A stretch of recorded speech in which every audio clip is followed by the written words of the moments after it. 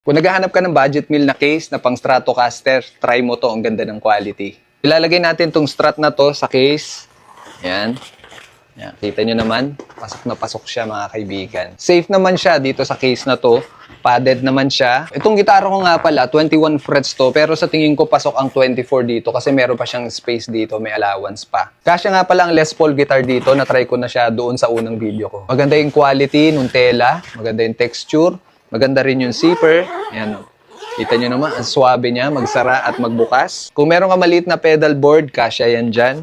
Medyo malaki kasi itong compartment na to, kaya pwede yung mga maliliit na pedal board dyan. Mga cables, pwede ka rin maglagay ng damit dyan, pamalit mo sa gig. Dito sa taas, meron din siyang compartment, no? Pwede mo lagyan ng strap yan, patch cable, paunan.